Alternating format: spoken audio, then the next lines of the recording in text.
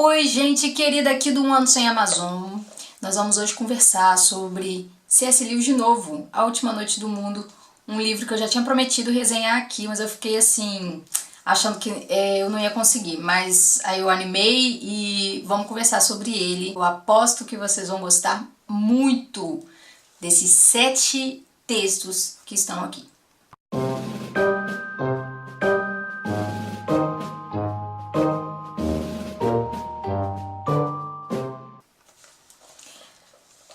Esses textos foram escritos, né, em tempos diferentes, foram publicados em lugares diferentes e foram todos reunidos nesse livro, A Última Noite do Mundo. A Última Noite do Mundo é o título do último texto e todos eles mereciam estar como título desse livro, porque é impressionante, todos os textos são muito interessantes. Dependendo aí da sua carga de leitura, do seu ambiente de interesse, você talvez goste mais de um do que do outro. Mas todos os textos são bem profundos, bem apologéticos, só que Lewis tenta se comunicar e ele consegue bem, né?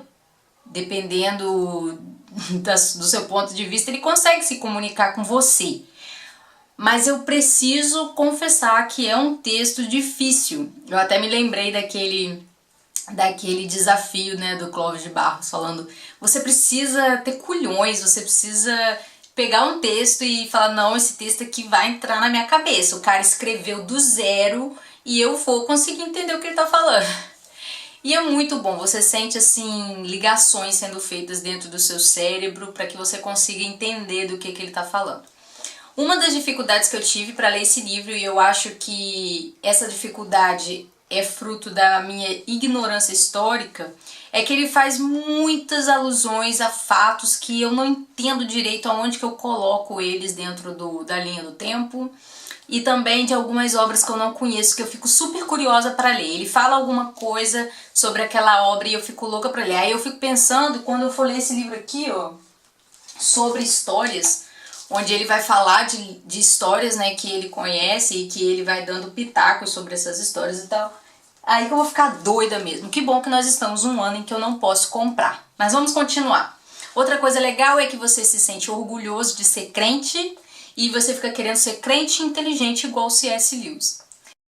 Ele então vai falar sobre a eficácia da oração no primeiro texto. E ele vai perguntar assim: como é que eu sei que a oração foi eficaz ou se aquilo que eu pedi aconteceu aleatoriamente?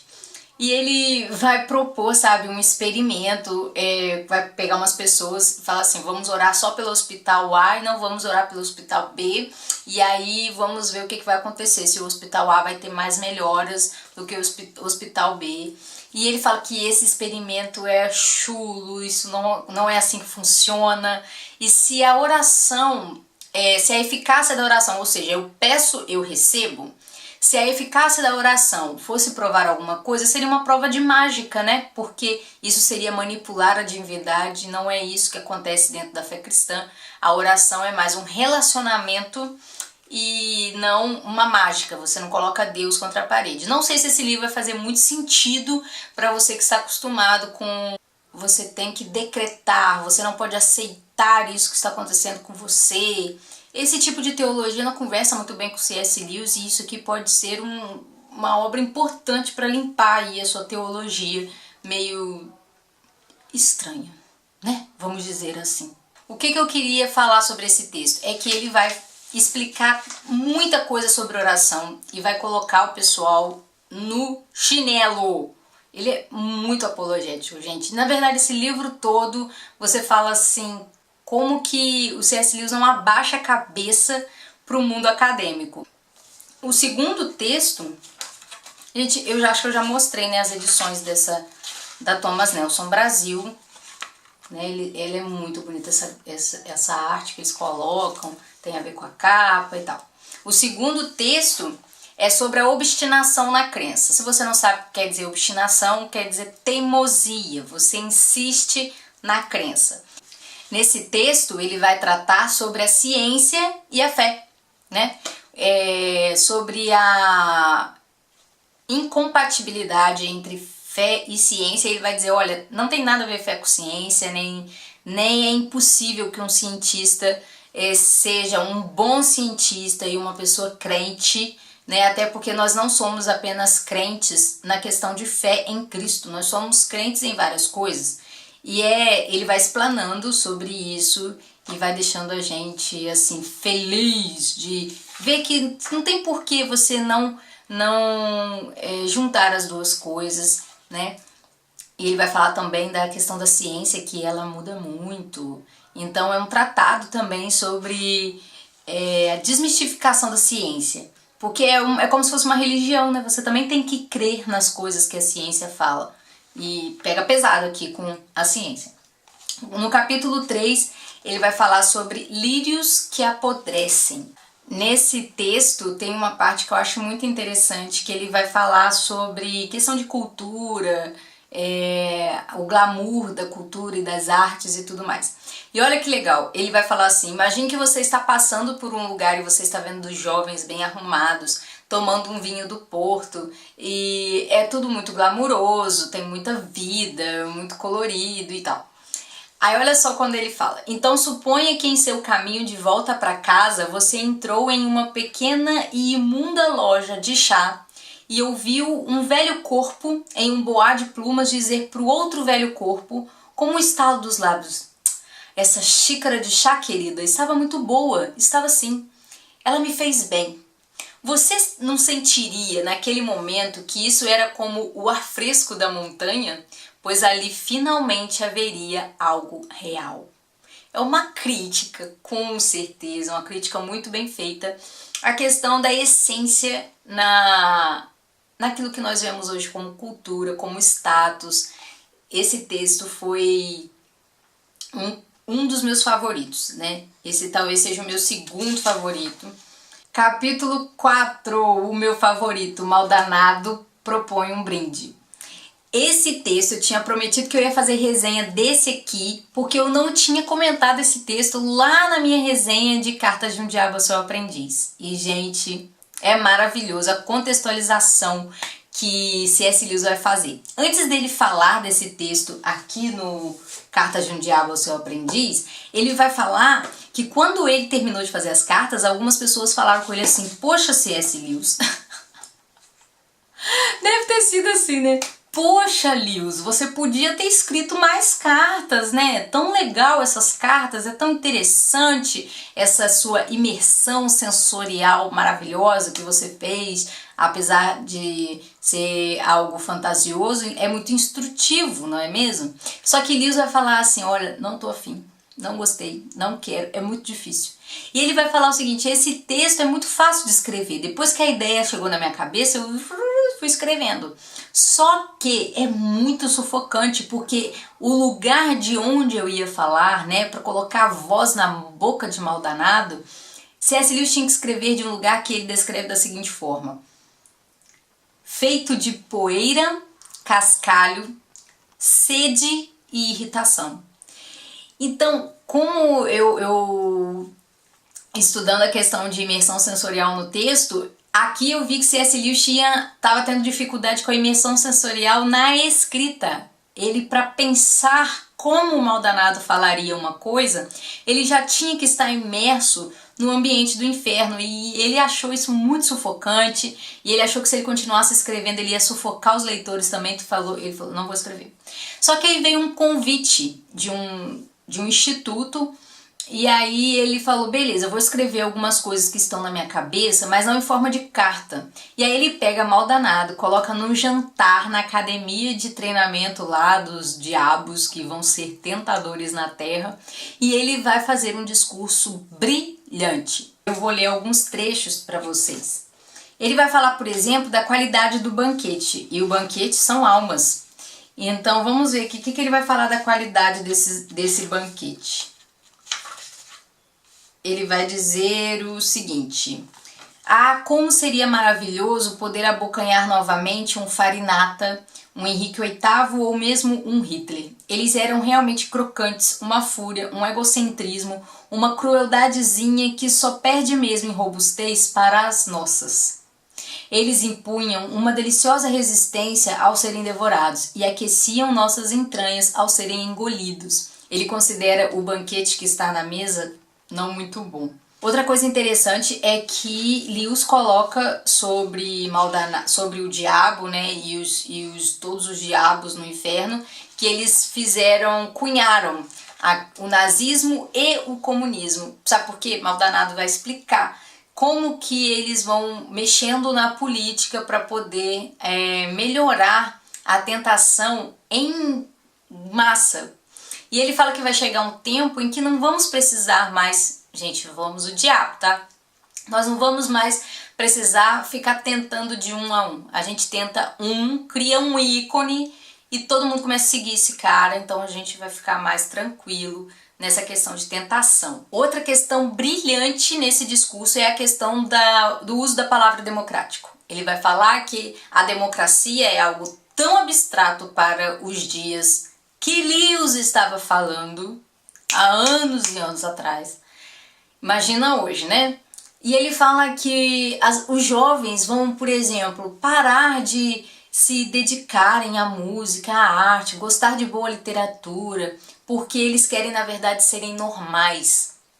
E aí, quando você vê uma pessoa que, por exemplo, tem boa fluência em inglês, uma pessoa que lê um livro mais complexo, uma pessoa que gosta de música além do manual do sexo, que a gente chama de funk, essa pessoa é antidemocrática. Ela está oprimindo todos nós, né? Eu não sei, parece que isso é coisa de outro mundo ou vocês estão reconhecendo alguma coisa? Capítulo 5, deixa eu guardar esse livro aqui. Capítulo 5, ele vai falar, o texto é boa obra e boas obras. E aí, fica aí pensando um minutinho qual que é a diferença.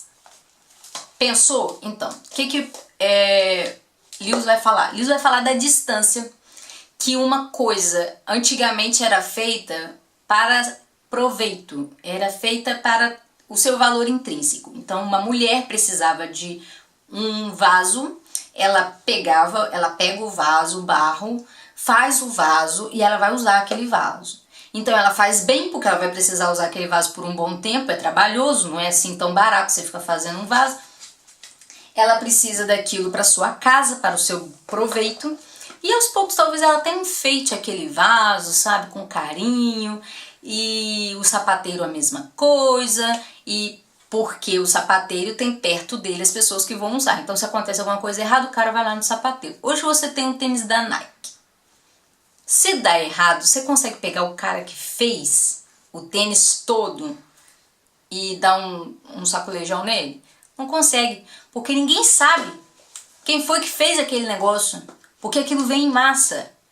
Então ele vai falar dessa distância que vai tomando até chegar no exemplo que eu achei maravilhoso, que foi o exemplo do outdoor. Ele fala o seguinte: o outdoor é um troço inútil, horroroso, que não serve pra nada a não ser pra ganhar dinheiro por ganhar. Porque o outdoor é colocado ali, ele é só uma madeira que tá ali. Até que alguém contrate o espaço, ele não vale pra nada. Aí a pessoa contrata o espaço. A pessoa que contrata o espaço, contrata o cara que vai fazer a arte da foto que vai ficar ali no outdoor. E aí aquela foto vai gerar um desejo. E esse desejo vai fazer uma pessoa comprar uma coisa que às vezes ela nem precisa. E aí, acabou. O que o outdoor tem de valor? Nenhum. A não ser fomentar a economia de gastação, de consumo que a gente está vivendo. Eu acho que eu dei uma viajada, mas por isso que é bom você pegar e comprar o livro e ler o livro. Então, antes de a gente continuar, eu já quero te convidar para se inscrever aqui no canal, deixar o seu curtir e o seu comentário, para a gente poder continuar conversando sobre essas maluquices do C.S. Lewis e dos outros livros que eu leio. Para terminar, faltam 2 textos. O capítulo 6, que se chama Religião e Foguetes, C.S. Lewis vai entrar num assunto que eu adoro, que é ufologia, extraterrestres, vidas em outros planetas.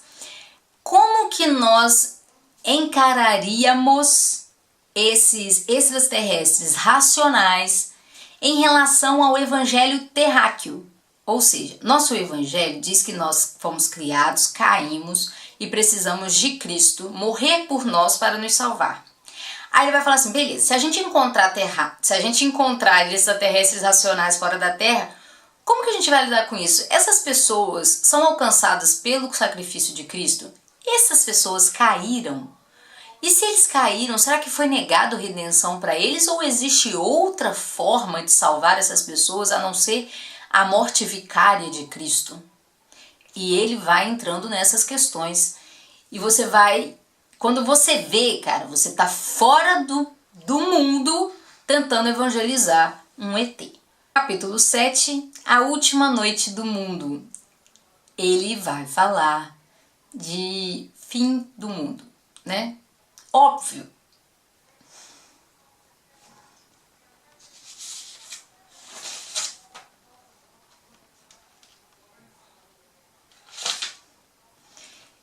E você fica pensando quantas vezes a morte de Cristo passou pela sua cabeça durante essa semana, durante esse mês. E aí? Será que nós estamos renegando essa doutrina a um espaço muito longínquo, fora do nosso cotidiano? E qual que são as consequências desse esquecimento que Jesus vai voltar? Vamos ler 2 trechos e a gente termina esse vídeo. Sobre a doutrina da volta de Cristo, ele defende 3 pontos essenciais. O primeiro é que ele certamente vai voltar. Jesus ensinou isso. Eu vou voltar. Segundo, não podemos descobrir quando. Ou seja, se você é cristão e fica com medo quando alguém fala na televisão que o mundo vai acabar, querido, volte para a escola bíblica. Terceiro, que devemos estar prontos e ansiosos para essa volta. Ou seja, não podemos esquecer. Todo dia levanta e fala, Jesus vai voltar, pode ser hoje, e aí você vai viver um dia totalmente diferente, eu aposto. Último trecho. As mulheres às vezes têm o problema de tentar julgar sob a luz artificial como um vestido vai ficar à luz do dia.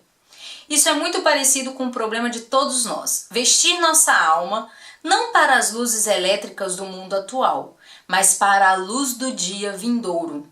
O bom vestido é aquele que enfrentará essa luz, pois essa luz durará mais. Quer que eu interprete? Gente, nós precisamos viver uma vida não para o nosso vizinho, para a nossa mãe, para o nosso pai, para o nosso cônjuge, para o nosso patrão, para os views no YouTube ou no Instagram. Nós precisamos vestir a nossa alma para o grande dia, todos os dias, porque nós não sabemos quando ele vem. E isso que é o mais importante, tá bom? Eu espero que você tenha gostado desse vídeo, mesmo com as minhas maluquices, mas eu quero indicar muito que você compre esse livro. E eu vou deixar o link aqui embaixo para você comprar esse livro, tá bom? E ajuda muito a gente se você compra no nosso link. Deixe seu comentário, diga o que você achou e vamos passar 2019 lendo.